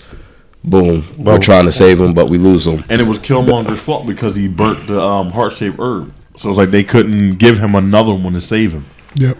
And that's the point I was going to make before I got a little bit too much. Is that she couldn't do it because she was in a hurry.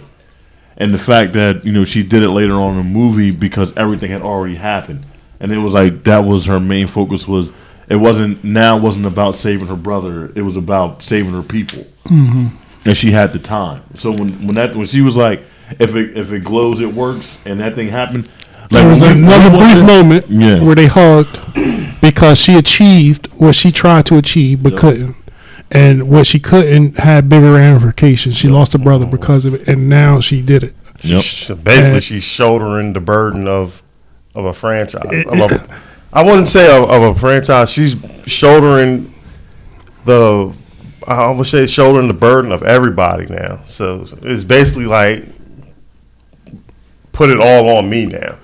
Yes, that definitely was in there. I think what Brian more alluding to is that it's a personal victory for her, but it's also a bitter sweet victory because that win, she needed it earlier. Yep. but she got it. She got it, and it was an achievement. But it's also Too late. It was too late. It was too late. And yes, at that moment, she needed to decide that I am gonna be the hero, but I couldn't save my brother, but I could save everybody else. Yep.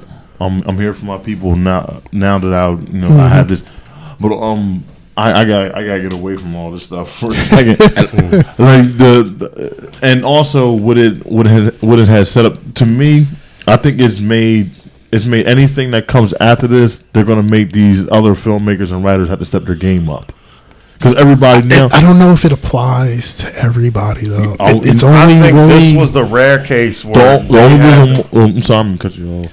I think this is the rare case where Marvel, I think they did the right thing and just let Coogler do the film he wanted to do. You can tell like they said, they put in some of the Marvel stuff. That's what they had to do. Hold up, real quick, because this was my third. I had 3 points in there. This was the third point because one of the people we went to the movies with wasn't happy that my last piece was I liked the fact that there was not an after credit scene. There was not a prologue. I mean, outside of the reveal of the son. Mm-hmm. There was not an after credit where we were watching. Everybody. Here's Kang and here's the movie. I was like, yo, they said, yo, Coogler was like, yo, this is my tribute film. Yeah. Mm-hmm. And scratch all that Marvel shit for a minute. Yep. Let me do this. We're gonna tribute, and then y'all use Ant-Man to jump your shit off next time. But we're doing this because I feel like if things didn't happen like that, it would have been the normal. Yeah. Gotta after credits. It would have took away from the heaviness of the movie, and that made it feel like, yo, this was a legit tribute. And I believe Kevin Feige said it didn't feel right to put something in here not related to this tribute. This was a standalone movie. It fits the story in total, but this was a standalone movie that it would have took away from the movie if I have them put something to tie in and something else in there. But if you dive deep, they did, but they didn't really. If you deep dive into that story, they gave enough. They gave enough. Like me, and just me being a storyteller, I seen it from the rip, and I was like, okay, when she let Namor live, and then she told him that she was going to protect their identity and their secret of who they are and what they have. The moment that happened, the first thing that came to my mind is she just fucked over Wakanda. Because I was like, she might have, stopped Namor and made him stop attacking Wakanda, but she still has the whole world coming after her. Because she doesn't have her brother to protect her anymore. She doesn't have her mother to protect her anymore. Now, the beginning of the movie, when Queen Ramonda went and started talking to the government, all those people that was with her put their microphones down. You notice that part? Before she even said a word, the guys that were with her all put their microphones down to show respect, to their queen, and they're not allowed to speak when she's speaking. Does Shuri have that kind of power right now? Well, I don't know what the dynamic is. I don't know because they still calling her princess. They're not calling her Queen Shuri. And I don't know if she is. I think M'Baku is about to be the king of Wakanda. The king of Wakanda. But just think of the other ramifications that's coming. Like you already had there are going to be what's her name? Julia Louise Dreyfus's character. I can't remember her name right now. Valentina. Valentina something whatever. But they had her in there. And then they have the Thunderbolts movie coming, and then they also have New World Order coming. So now they've been putting out them tidbits. It's going to be a bigger play. Yeah, and then you also got to remember the fact that Anthony Mackie film scenes for Wakanda Forever that they cut out. Okay. So now they're going to be there's these ramifications going. Now they might not even have Shuri in them other movies. There's a little bit in there. You want that? Nah, I thought he was leaning. But no, they didn't. I don't think that they'll have her in there. But I think Wakanda right now is going to be the most highest commodity on Earth. Yeah. Until they find adamantium. Okay. I think the Thunderbolts find adamantium, and New World Order is a race to see who gets to which one first. And we don't get Namor, we don't get Shuri. I think we get a world where there's a bunch of people fighting each other.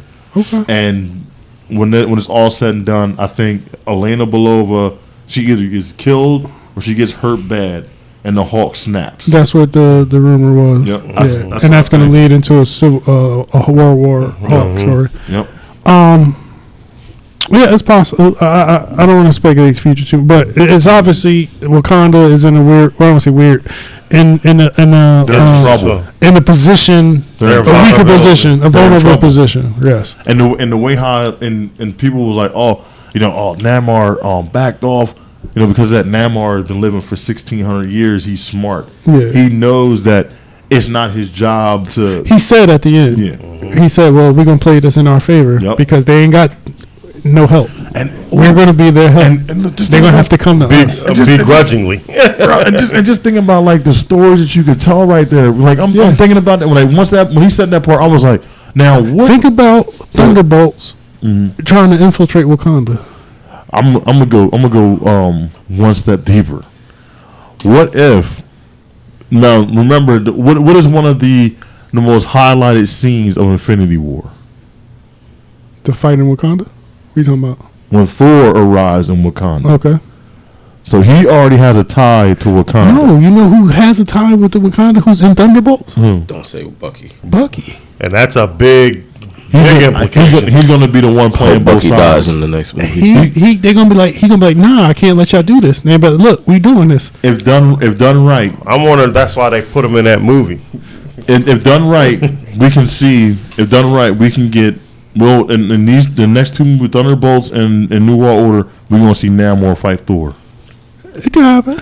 I can see it happen. If Chris Hemsworth is healthy. Yeah. Shout out to him too, man. That was kind of grim. We found out. He found out, man. Well, he got early Alzheimer's. Oh, does he? Yeah. Oh, I didn't know that. I know he's doing that new show. He did whatever test he had to do for one of them stunts. Revealed that he has like it's like a genetic thing. Oh, damn. Oh, wow. That's why he's taking a backseat to acting right now. He said that. I know he's doing that new thing where he tests your body to the limits. Yeah, that's where he finished up. He said that apparently Distraction too. Yeah, he said apparently everything that he's contractually obliged to doing, he's done. But he said right now he wants to. It shook him the hell up. I bet he's only 39, and he said he's feeling fine, but he's basically on a clock right now. He's probably thinking about Bruce Willis. So Bruce Willis. Because Bruce Willis is having problem thinking. Because even Sylvester Stallone just came out and said that he's having a bad time. He's still at it. Who?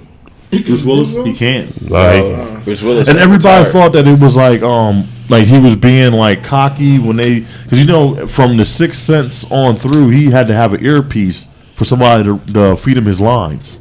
I didn't know that. Because he couldn't remember his lines. And everybody thought that he was being unprofessional and he couldn't remember his lines. He just couldn't hear. And his actuality, he was, his brain wasn't. Yeah.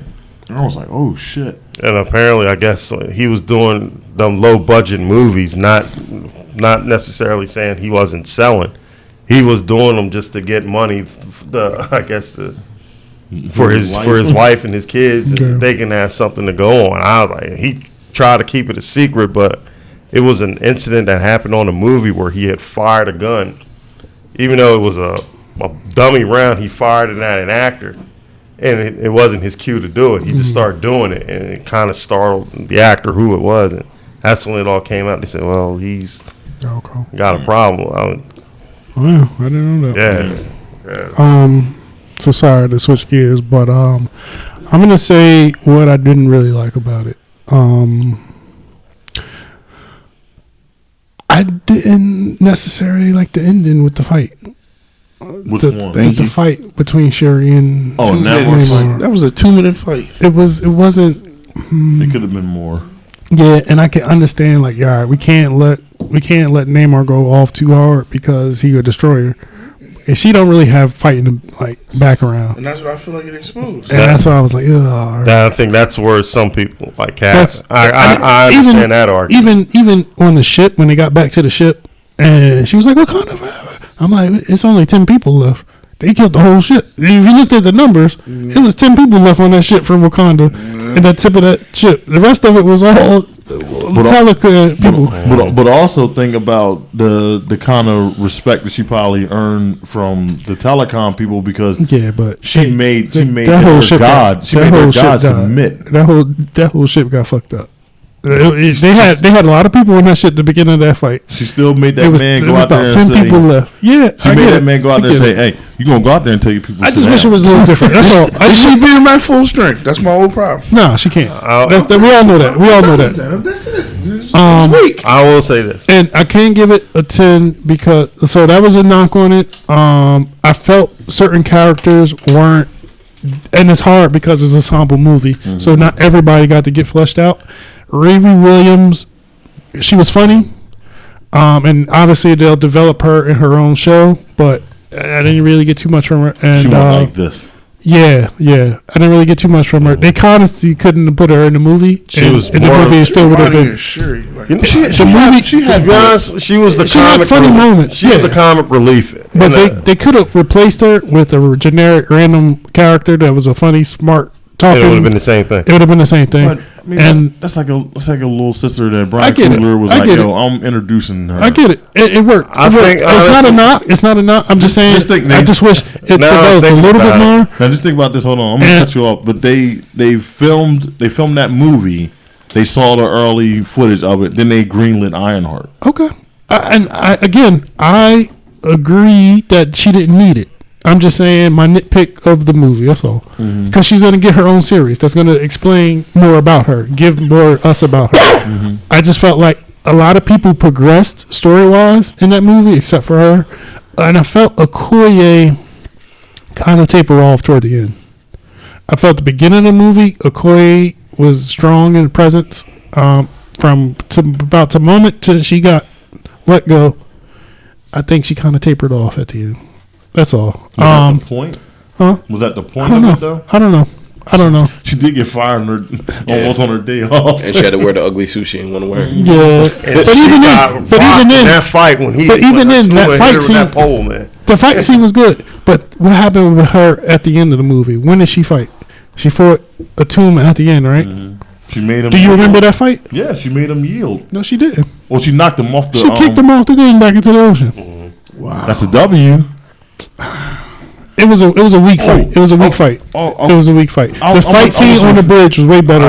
The fight scene on the bridge, and I guess that's my gripe, is that the ending fight I didn't necessarily 100% love, and I enjoyed the bridge fight. There wasn't really that much action, honestly, but I just wanted a little bit more from the ending fight. That's all. Yeah. That's all. If you compare it to the first one. Yeah, I just wanted more from the end of fight. That's my own knock on the movie. I think Namar's fight again, it was awesome. Huh? I think how they used Namor was just awesome. Namar's attack, great. I like that. I had my one nitpick is when I wish he would have said Imperious Rex. He did. I know he did, but I didn't like where he used it. Oh, okay. I wish he would have used it. I think it fit that moment because he knew it was like, look, I'm on my last legs. We about to do this. But my thing was because when he's using Imperious Rex, he's calling the army, and I thought he was going to say it when he came down, when he swooped down. I thought that was more just like his battle cry. Yeah, it was more his battle cry. I mean, I'm glad he said it, and I love that Ryan Coogler actually put that in there, though. Yeah. I thought he was going to say it with his people because I was about to say that if he says that means maybe the hammer's dropping. They're saving that. And you know what? Maybe I'm gonna give it. And part of it why I can't give it a 10 is because I'm also comparing it to the first one. The only way this would have been a 10 is if Chadwick Boseman was in it. I think that's my. I'm gonna give it a 9. I'm gonna bump my score up to a 9 because of the story arc that we just kind of discussed about Shuri, and I really I think it's underappreciated by some people about the loss and the arc her character went through in that movie. I'm gonna give it a 9. The only way I would have given it a 10 was a better fight scene at the end, and maybe if Chadwick Boseman. I would have loved to see Boseman and him play off. That was my nitpick. And part of me wants to see T'Challa versus Namor and Secret Wars, and them going back and forth and like Namor double crossing and overstepping again. The Illuminati, like, all that, because them two, like, they bumped heads. Black Panther, T'Challa and Namor, they do not get fuck along with each other. They that's Hatfield McCoy. That would have made it. I'm gonna give it a 9. It's not a perfect movie, but by far storytelling in Marvel, this was probably my. Aunt May died, boy. So, and I'm about to get a little emotional. The Aunt May dying. Oh yeah. I'm talking about as far as storytelling. Yeah. This is probably the best story told. Since Aunt May died. Not in general, in Marvel, and probably in comics. And this is comic book movies. And this is, I don't mean to cut you off. This is where Marvel can get you. If they I don't know if Marvel can do it or if this is a Ryan Coogler thing. Ryan Coogler rewrote this story. Him and that partner wrote this story. They had to tear the whole script up. He had the same amount of time that Waldron and Raimi had. Yeah. And we got Multiverse of Madness. I don't know, and then like we got movie. Wakanda Forever. So, real quick, that damn Spider-Man movie, that was the day I found out my father died. I still went to that damn movie to go see it. That damn Aunt May scene. Oh, yeah. Oh, boy. When I'm telling you, I was in the theater, like, trying to process. I'm trying not to let go. And it's heavy, man. Those two, oh, damn, that was a good movie, too. Mm-hmm. Yeah, as far as storytelling, though, this is probably the best story. Without your main actor. And that's, you know, all how hard ensemble and make a compelling story. This was a compelling story. Mm-hmm. So that's all I'm gonna say about that, and I'm gonna leave it there. I'm gonna go ahead and bump up to 9 too. I'm with you. I'm gonna bump it up to 9. Now everybody at 9. Now talking about now it's a 15. No, I said like for me, I don't consider myself a moviegoer. I consider myself a storyteller. You know what I'm saying? Like. That's how I watch my movies now. Like I haven't watched a movie for entertainment in years. You know what I'm saying? Especially since I've been diving headfirst into this and getting and going to the places that I've been and where I'm going. Like I don't even look at movies like that anymore. Anytime I watch a movie, especially like something like that, I look at that as like, what can I do to make what I do better? And this movie right here, it put me in a spot where it's like, damn, I am so far behind. It definitely inspired me a little bit, and I'll go on to talk to you after off camera about some stuff. But it definitely, I think motivated. I think this was probably the best film I've ever seen for coping.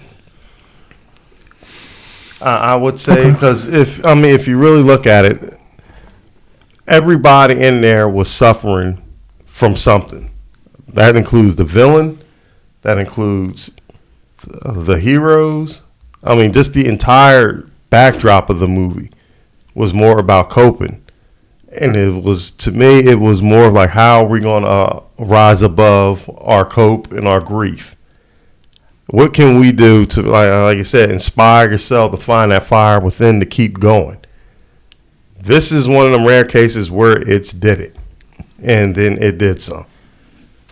I mean, what Ryan Coogler did was, that's an incredible feat for your whole movie to not have the main draw. So you're basically relying on his boys and his homies or whoever you want to say, or his squad to hold this down for me. To hold this down for me. And the trailer alone saying, "We gonna be all right. We gonna be all right." That hits hard. I wish we heard that in the movie. Word to fit. Excuse me. Because to me, I think that song alone did it for me. That did it for me. You know what? There was like a Burna Boy song or something. That's the one. Alone. Yeah. That's the one I'm talking about. From that's when she jumped down. Dying. That's when she jumped up until that part. Now that that's part. That's when she was figuring out. She was figuring out the herb. Yep. It's definitely a heavy ass. I mean, to me, I made me cry again now. and for anybody who's watching, I don't care what anybody thinks. I will show my emotions. I am not that guy. I'm afraid. Emotional. No, I'm not afraid to show my emotions. I mean, but I just do y'all really think people wasn't still gonna show up without him in there? Like, to me, I think the first movie he was like the main draw. It would have been bigger. To me, I think the gross would have been bigger, but it would have been a run-of-the-mill Marvel movie. I think remember it would have been bigger though. So I think opening weekend you put out Black Panther. Like he said, people wanted to see T'Challa versus them, especially like if you look at some of the comic experts, the stuff that they were saying to each other. Yeah. Like when he was like, you're afraid to face me, that's why you hide your face. And T'Challa takes the mask off and he just cracks him. I was like, oh. There is a big, you don't understand. Like there is a big beef with Black, like to a point where major. It's real major. Outside of that, in the movie terms, I think part of it. I wish they only released that one trailer. Yeah. If they only released that one trailer and make people guess what's about to happen. Which one? The first one. Remember we saw here? Or Kendrick Lamar or the Tim's No Woman, No Cry. Okay. If they left it at that, we knew before this movie came out, sure it was going to be Black Panther. That's what I didn't like. Should have kept it suspenseful. It should have left. It didn't matter to me. No, but it doesn't matter to you. Yeah. But people going into it, they're like, I don't want to see Bashiri Black Panther. And I can see that argument where people are like, no, it's just I'll wait for it to come out. Because of how she was. That was my argument. That was me. Now I will say this: if anybody did not go see Wakanda Forever based off of that fact, you really missed out. And they don't think it's going to be as good because Chadwick Boseman on it. He's the Black Panther. And that's 100%. So I can see people arguing that because you already know the way how Chadwick. You think about 42, you think about Thurgood, you think about all the movies that he made. Ma Rainey's Black Bomb. Think about all those movies. The way how he not 21 Bridges though. We can leave that one out. I was okay. He was severely sick, man. Yeah, he was severely sick. That was the second to last movie he made. Yeah.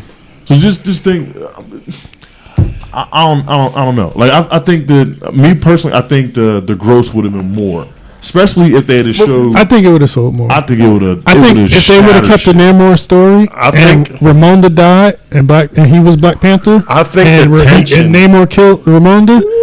I think going forward, it would have been. If anything, I think the Secret Wars would have been a bigger ass movie. I think the tension in that film would have been a little bit more, just because of the fact that those two don't like each other in the comics. Yeah. And I think just seeing some of the panels, it would have been. You might have gotten Doctor Doom. You might have gotten Doctor Doom. It was going to be. It would have been a classic King versus King thing. Hold up now. This is to change gears. Now you know what else is starting. You know what's starting to hurt Marvel movies a little bit. I mean, and I understand it because they've had almost 20 years of these kind of movies that's happened. I understand the not wanting to use the white man savior for their films. Okay. Because remember that was like the big thing up until like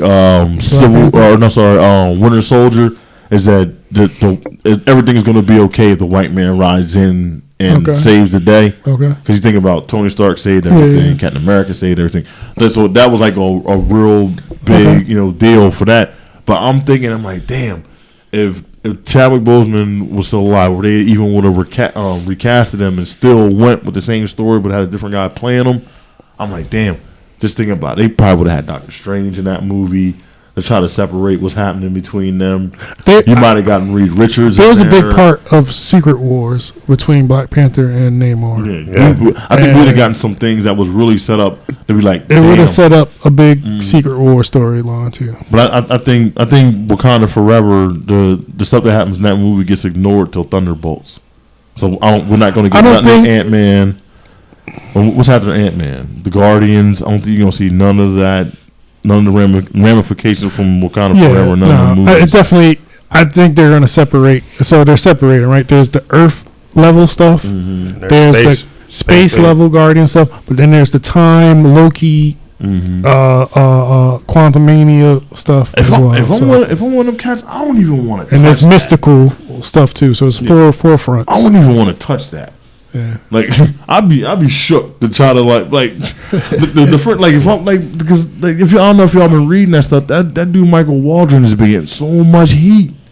They've been giving him heat. Yeah. They like, yo, what you gonna do? Because see what these cats just did, and he's got the solo job of writing Not King Dynasty, but Secret Wars. Secret Wars. If Ryan Coogler is involved, I can see Ryan Coogler coming in helping to develop the story. If anything, he set up a major story with them going forward.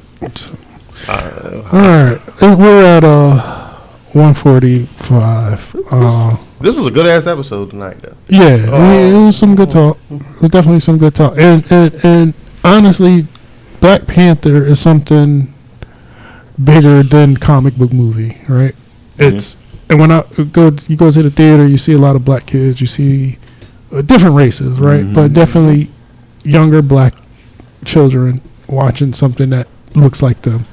I had to not to interrupt, but I had to work the team program last Saturday night. You know, not telling you guys where I work, but I had to work the team program, and they were they in there balling, hanging out, all this, that, and third.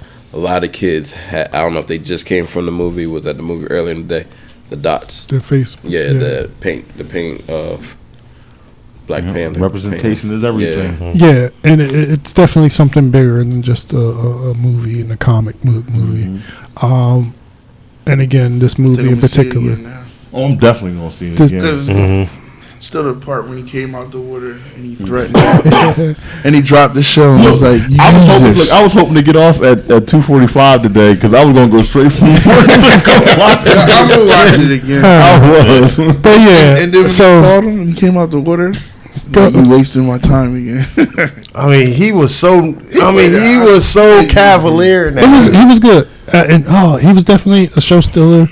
Again, Ramonda, Sherry, and him were probably my top stuff in movie. They were the best show stealers. And for me, I know we got cut and all that. I don't want to keep dragging, but for me, I think he heard what people were saying about not enough Killmonger, and he was like, "Okay, I'm going to give you more Namor." Because Namor was in the movie way longer than I thought he was. I know the film is longer, lengthwise, but Namor has more of a presence. Than they even broke down his origin, and it made sense. I think it was like 2 hours and 8 minutes. And I agree, that was a perfect, again, to me, to introduce him. And if you had to change anybody's character from the comic, like most of the time you're like, I wish they didn't change him. This one, I am glad they changed him to this. Yeah. Even the way they gave him his name. I did want Joe Talisman to play him so bad. I hope he gets a shot from Spanish translation, and they give him a name like that. I'm like, he must have already. This is fucking perfect. That's how you know Kluger had that in the chamber, man. He already had that in the chamber. Because his real name is like Namor Adams or some bullshit, and it wouldn't have worked. But it made sense. This made it like, damn, you know what? I can't not hate him. Well, she was like, I can't hate him at the same time. I don't like him, but I don't hate him. She was like, this is my boy. She's like, I've always loved Namor. Like, I don't know why. I don't. And you know what? He ride for his people. At the end of the day, you know what? As big of his asshole he is, he ride for his people, and that's what he did it for. That's what he did it for in the comic. He was riding for his people, and he was like, y'all not gonna slide on me like this. I'm about to go. I'm gonna teach y'all. I'm gonna go harder than y'all would. I guarantee you right now. To know where to, I think that's how you say his name. I know right now. He probably be like this. Today's Sunday. I'm gonna kick my feet up and watch some football. And he looks at his phone like most actors do. 32 emails. Would you like to do this? Would you like to do that? I guarantee you, whatever he was so menacing. He wasn't getting. He's getting it now. That the thing with him is he was so compassionate to you, just like, all right, I get your point, and then he just switched that quick, man. He was just like, I'm going to kill. My mother told me about a place, especially when he was telling the backstory, where people can be themselves. They don't have to worry about hiding. But I swear to God, if you tell anybody where I'm at, I'm gonna come wreck everything. And remember when they showed him put you in the water? And he came, like he said, they didn't know he went to bury his mom where he was, and he seen the slave people. I liked that part. That part. It's a compelling story. It's a compelling story. They started colonizing after that. Who's that boy? And then he just stood up and did what he had to do. I was like, wow. All right, well, we had enough for tonight. We can always bring this topic back up and talk about some more. I mean, we can go on this for hours. Honestly. Happy Thanksgiving, dude. From certain scenes and you know, we can talk about this for days. Yeah, that's But, the destruction of a massacre. Let us know your favorite part of the movie, what you thought of your ranks and stuff like that. But Jason, go ahead and take us out. We're yes, sir. a little long today. Another one's in the books.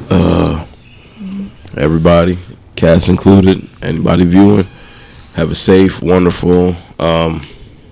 Thanksgiving. I don't use the word Thanksgiving because I have some very. Colonizer. I have some very unique ideas. Well, not unique ideas, truthful ideas. But enjoy your holiday. Everybody enjoy. Spend time with the people you love, like hanging out with. Have fun. Enjoy your time off. If you don't have any time off, take off work. Don't fight over TV. Say you got food poisoning. Somebody didn't cook the turkey all the way through. Jail. Be like, I'm throwing up right now. I can't come in. If you're going to go out there in the madness of shopping on Black Friday, please be safe and aware of your surroundings. That's still a thing. Yeah. It started early. It started a week early. Yeah. It's Black Friday now. You know what else I want to say? Watch your pockets because there's pickpocket. Well, watch your purses. And you know what else I want to say? If anybody's deep fried, do not do that shit close to your house. Please know how to deep fry turkey if you're out there doing it. Some people don't. I've seen some hard show videos. My brother deep fries turkey. I'm just saying in general, man. Don't burn your damn house up. If y'all know y'all can't deep fry turkey, back way the hell up. Be aware of food allergies. Go see Wakanda Forever. Hey, go see Devotion. Out. That's definitely gotta get seen too. Yeah. I told them earlier if you can, something like that. I want to see it. I'll talk to y'all about that off of camera. I know how that came about. Nah, because the whole. I mean, have y'all heard of like the true story on how this whole story was based on? That? Well, we gonna have to. Yeah, we'll talk off air. We'll save that for another episode. The story. We'll save it for next week. Yeah, how it came together is even crazier. Yeah, we'll save it for next week's episode. We'll put it out on the list. All right. We're gonna zoom in on JDF real quick. Yeah, we gotta. It's gonna be tough. You know what? I'm gonna take a picture of him, and we're gonna put that as the picture. No, you know what? We need another picture of. Don't put me as the Yellow Ranger. Goddamn it! He was pink. I was yellow. I was yellow. Yeah, you was yellow because you was light skinned. Actually, go ahead. Put me as the Yellow Ranger. Put me as the Yellow Ranger. Nah, I'm gonna find something. Nah, put me as the Yellow Ranger. Make us another the Yellow Ranger. Yeah, we're gonna do that. You like See, we talked about Wakanda on there too, so we got. We'll figure out a picture for the post. Yeah. But yeah, let's see that. I'm Tri-State Tip on IG. Go ahead, Jason. You analyst, man. You just want me here to say Smittywood365 on Instagram. I didn't say what I was going to say. What you gonna say? You'll say now. The damaging on Instagram. Wow. But don't if you like start typing the letters, it'll pick you up. No. Well, his way. It's gonna pick up. It should find his name. Just tell him how to spell. I don't know though. You gotta think of how many people like the Dalmatian, the Dammers. It's gonna pick up anything. The Bombers. And because I follow them, it might just. Yeah, that's for you. Because you follow everybody that's not following them. I only know because is it an underscore under it? That's how bad I am. All right, we're gonna figure it out. I'm gonna tag him in the post, so don't worry about it. Corey, where they find you at, man? No, we good. All right, well, they ain't finding Corey today. And Tiger Helly 19 Facebook. Did it again. Facebook man. Jason Williams. Only time I'm telling you my last name. But yeah, Tiger Helly 19 IG Snapchat. If you want to see nothing or you want to see something, hey. But yeah, that's this week's episode. Episode 18. Everybody enjoy your holiday. Be safe. Enjoy. Drink and be merry, or don't drink and be merry. Do what you got to do. Broncos country. Let's ride. You already know. Omaha.